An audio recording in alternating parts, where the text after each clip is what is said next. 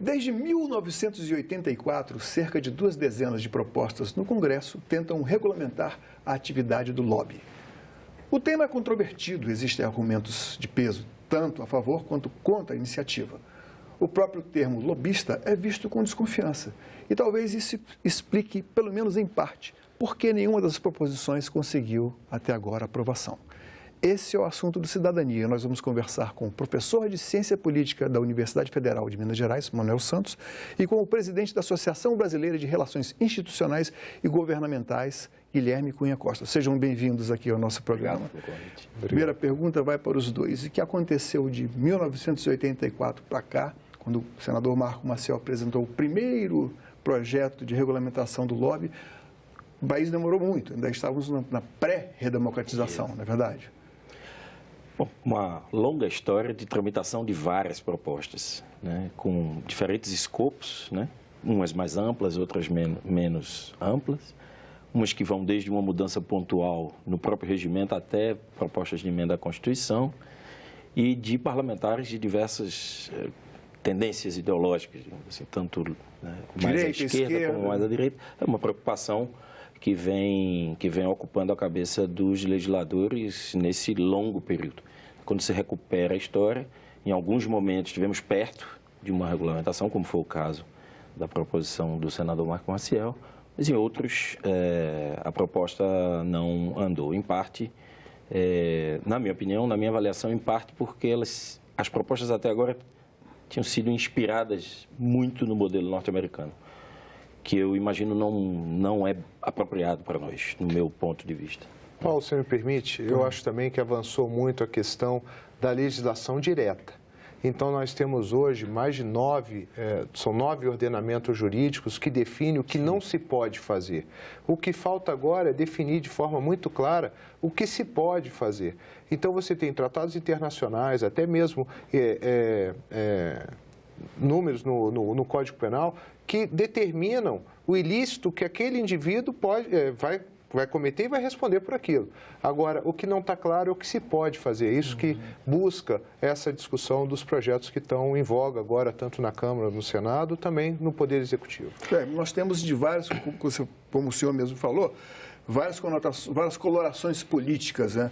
E temos também não só vários instrumentos, várias proposições, tanto na Câmara como no Senado, projetos de resolução, projetos de lei da Câmara, projeto de lei do Senado e, mais recentemente, algumas propostas de emenda à Constituição. Isso.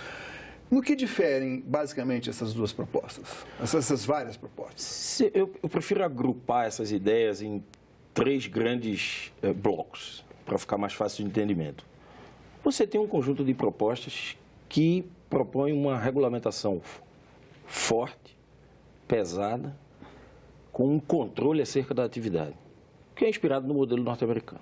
Você tem um outro conjunto de propostas num nível intermediário, com um grau de controle e de acompanhamento das atividades intermediárias. Você tem regulamentações que são as mais recentes, na minha opinião, as mais interessantes no nosso caso, que são proposições que visam dar um primeiro passo na direção do que o presidente da Briga acaba de citar. Quer dizer, ninguém pode ser contra a transparência, né? Não, absolutamente.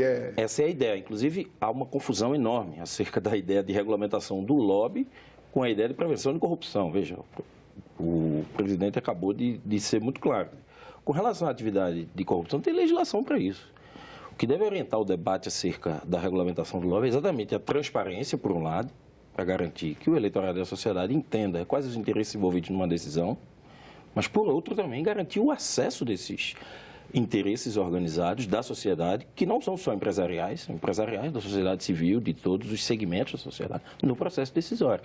Então, muito mais do que impor sanções à atividade, que é, inclusive, constitucionalmente garantida, o direito de petição e o direito de atuar, né, politicamente no processo decisório é constitucionalmente garantido. O ponto aí, na minha opinião, é, em vez de pensar na lógica da repressão ou do controle, tem que se pensar nos incentivos à participação. Estamos falando aí em estabelecer uma fronteira clara entre o que é interesse público e o interesse privado também? Eu acho que o que a gente está falando é como é que a sociedade pode se manifestar pelas políticas públicas. O debate daquilo, o que é importante para a sociedade, ele se faz através de um profissional de relações institucionais governamentais. São 700 normas no Diário Oficial por dia. A sociedade precisa entender que isso interfere no seu dia a dia. Gera confusão, né? Gera confusão, e a autoridade pública também, ela tem que compreender que é impossível saber tudo sobre tudo. Então, se ele abre o debate, se ele tem informações sobre qual que é o impacto daquela decisão que ele vai tomar, ela pode ser muito melhor discutida com os atores que são fundamentais, que é a própria sociedade. Agora, um ponto importante é esse, quer dizer, os grupos de interesse, os grupos de pressão, os profissionais de RealGov que representam interesses específicos, eles podem contribuir fortemente com o processo decisório, aportando informação a um parlamentar ou a uma comissão, por mais que tenha apoio técnico, consultoria legislativa, o ponto de vista de quem será direto ou indiretamente afetado por uma decisão tem que ser levado em consideração. Isso é uma fonte de informação. O parlamento, essa é a essência do parlamento. O parlamentar é responsável pela defesa do direito do público, né? Sim, mas quando você pensa em interesse público, como é que você pode pensar em termos de interesse público desvencilhado de interesses específicos? Há uma conexão entre essas coisas. Bom, na verdade, as propostas são desde propostas de mudança de regimento na Câmara, por exemplo, até mudanças, projetos de lei e também projetos de emenda à Constituição. Aí a gente tem, assim, se até agora não houve entendimento, não houve, os opostos não se acertaram para que, enfim, a atividade seja regulamentada, eu queria que vocês traçasse um panorama sobre o que trata essa proposta de emenda à Constituição. A proposta de emenda à Constituição foi apresentada por 37 senadores que entendem que é importante sinalizar na Carta Magna da nossa nação que essa atividade é importante no debate das políticas públicas. Então, essa vinculação na Constituição, ele vai permear isso para estados e municípios, o que não acontece numa lei ou mesmo num projeto de resolução. Então, é um sinal importante que o legislador vai dar, mas o conteúdo disso, que vai efetivamente para a Carta Magna, obviamente tem que ser muito debatido. Mas é mais difícil aprovar uma emenda à Constituição. Né? Sem dúvida. Sem dúvida. O próprio quórum, né, E tem sido difícil regulamentar, em parte, porque é algo muito parecido com o que acontece com a reforma política. Todos concordam que precisa ser feita, mas, obviamente, quando você entra nos termos... Cada um fazia a sua, né? Quando você entra nos termos da regulamentação, você tem visões diferentes, o que é extremamente positivo. Eu acredito que a gente precisa aprender com o exemplo dos nossos vizinhos. Acho que o Chile deu um bom exemplo da regulamentação da atividade. Que data de quando? Em 2014. O Chile assumiu uma ideia de fazer uma regulamentação de entrada, um primeiro passo, que envolve basicamente o registro das atividades desses grupos de interesse da sociedade civil, quando em conexão com os agentes públicos e os parlamentares também. E isso vai te dar um cadastro, uma ideia do tamanho dessa comunidade de representação de interesses. Isso vai levar a público quem atua sobre que matérias. E isso é um primeiro passo muito importante. E, na minha opinião, é uma forma de você conseguir um consenso acerca de um primeiro passo em direção à regulamentação. Fala-se muito em mudança incremental. Eu acredito muito nisso. Eu acho que a reforma política, por exemplo, assim como a regulamentação da lobby, ela vai sair da inércia à medida em que você propuser um processo incremental de regulamentação. Eu acredito, isso torna não só o processo decisório mais fácil de se formar um acordo em torno disso, mas também é uma certa prevenção acerca da importação de uma regulamentação que não cabe no nosso contexto. Por exemplo, a maioria das proposições legislativas mais anteriores a esse novo momento de debate, elas são inspiradas no modelo norte-americano, o que não é uma boa ideia. Nós temos evidências de que não tem funcionado lá. Bom, tem problemas. Ninguém pode ser contra a transparência. Claro. Se as mudanças vierem para colocar mais transparência, maior qualificação profissional, maior controle do poder público sobre as iniciativas que possam ferir o interesse público, claro. mas eu tenho ouvido algumas críticas com relação tanto a proposta de mudança regimental na Câmara, quanto também em algumas propostas de emenda à Constituição, porque estariam talvez se excedendo um pouco na prerrogativa de conceder à atividade do lobby, ao lobista, vamos dizer assim, sem preconceito com o termo, o direito à palavra dentro das comissões, apresentar proposições, apresentar emendas que hoje são apenas prerrogativas dos parlamentares.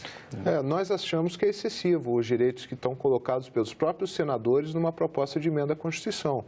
Nós não temos esse aval da sociedade, nós não fomos eleitos para fazer esse tipo de exercício. De qualquer forma, é interessante porque o debate está vindo dos próprios congressistas, querendo até nos dar mais poderes para poder discutir de novo políticas públicas.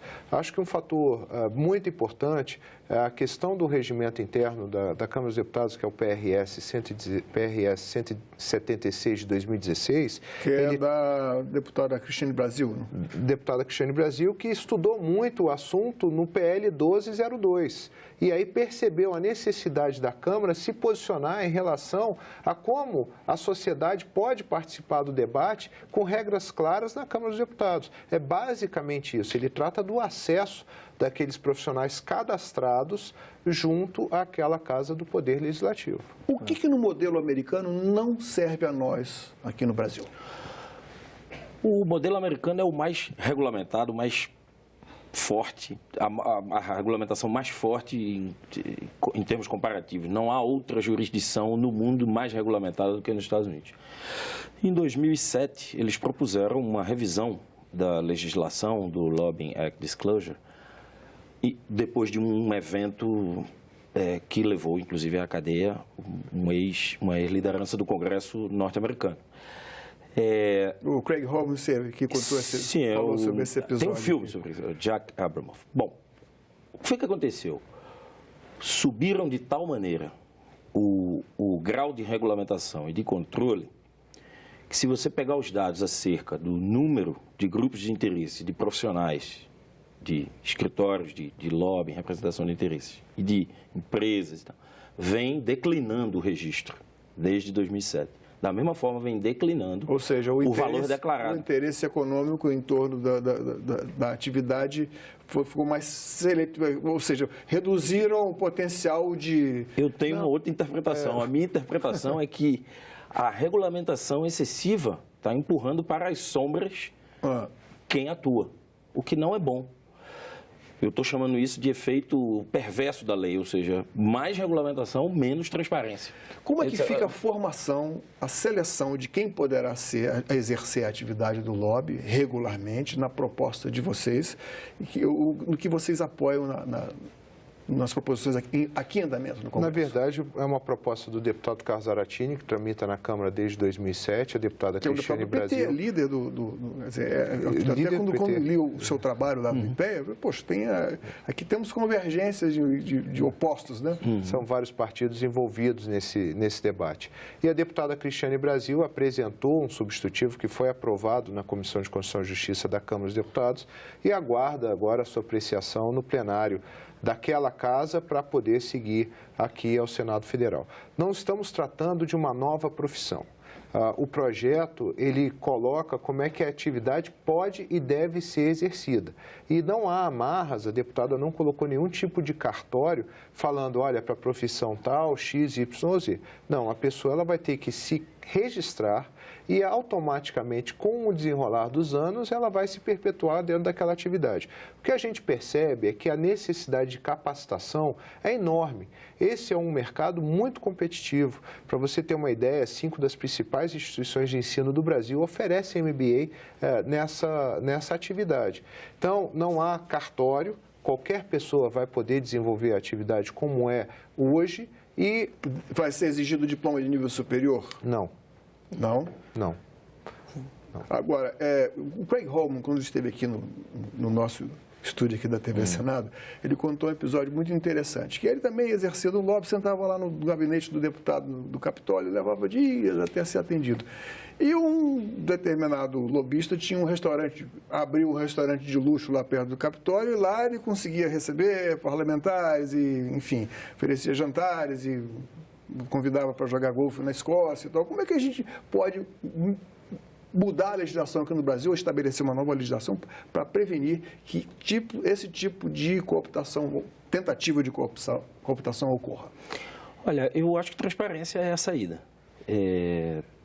Veja, nos Estados Unidos, a nova legislação, por exemplo, ela estabelece limites a presentes ou convites para jogar golfe ou qualquer outra coisa.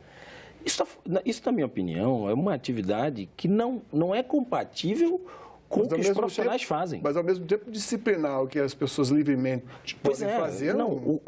Na minha opinião, quer dizer, esse tipo de controle ele não funciona, ele não tem relevância. O mais importante é entender que, à medida em que você se profissionaliza, relações de clientelismo, amizade ou de redes pessoais vai perdendo força, vai ganhando força na atividade, a atividade profissional. Os dados que nós fizemos na pesquisa em conjunto com a UFMG, com a ABRIG, mostram um quadro profissional altamente qualificado. Mais de 60% da amostra tinha curso superior e MBA. Você não encontra, inclusive muitos com mestrado, você não encontra em outra categoria profissional um grau de qualificação dessa forma. Eu aposto nisso. Quer dizer, o que aparece na nossa pesquisa é uma caracterização diametralmente oposta do que, em geral, o senso comum defende. O lobista ou o representante de interesse, como aquele cara que é amigo do amigo, ou como uma relação de compadrio. Uma relação de compadrio. Para esse profissional, à medida em que a profissão, à medida que você for profissionalizando a atividade, vai ter menos espaço. A atividade de monitoramento, de avaliação de políticas públicas, de monitoramento, ela exige um grau de profissionalismo que simplesmente o contato pessoal, as redes pessoais, ele não resolve. A profissionalização ela é evidente. Como os lobistas de agora e aqueles que já vêm exercendo de algum tempo a atividade, ainda não regulamentada, reagem à proposta de regulamentação? Há um debate muito intenso. O projeto que foi apresentado em 2007, ele era policialesco, como o professor Manuel colocou aqui. A gente tem que levar muito em consideração que a Transparência Internacional e a OCDE sugerem àqueles países que querem regulamentar essa atividade. É um pilar composto por ética, transparência e a participação da sociedade nas políticas públicas. Você colocando isso num projeto de lei, a possibilidade de sucesso ele é muito grande. Um outro detalhe muito importante, Paulo, é o decreto que o Ministério do Trabalho está em vias de publicar, onde ele reconhece o profissional de relações institucionais e governamentais. Possivelmente... O antigo PR, né, o profissional de relações públicas, que era quem exercia originalmente essa função. Né? Exatamente. O Ministério vem agora para editar um decreto definindo quais são as ferramentas, quais são as habilidades que esse profissional deve ter para atuar e uma sigla para ele, que é a sigla RIG, Relações Institucionais Governamentais. Talvez, assim como aconteceu nos Estados Unidos, a gente consiga sair desse termo do lobby e construir um caminho novo, que é efetivamente a participação da sociedade nas políticas públicas. Esse é o nosso maior objetivo. É um termo já estigmatizado, então seria uma forma de dar um outro tratamento. Mas uma outra preocupação também daqueles que são adversários da regulamentação é com a diferença, o desnível de forças econômicas, vamos dizer assim. Como dentro do Congresso, aí estamos tratando de políticas públicas exclusivamente aqui dentro do Congresso, como poderíamos ter uma legislação que prevenisse que aquele mais poderoso do ponto de vista econômico, de força política, não tivesse o mesmo tratamento que aquele que pode menos. Mais uma vez aqui, se você faz uma regulamentação pesada, que exige que o sujeito reporte um conjunto de atividades que ele faz, que o sujeito mobilize uma equipe para poder prestar conta de suas atividades, quanto mais pesada e maior controle exercido sobre a atividade, mais gente vai ficar na sombra. E os mais prejudicados são exatamente os interesses subrepresentados, ou que têm menos grau de profissionalização. Esse pilar da participação é fundamental. A regulamentação ela não pode ser uma barreira à entrada.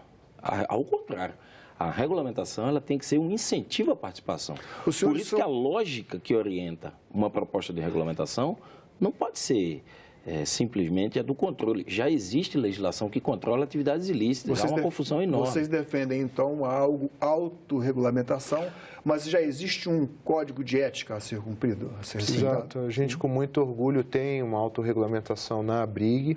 Você, para ser admitido, você adere ao Código de Conduta e se submete ao Conselho de Ética e passa pelo crivo de uma comissão de admissão.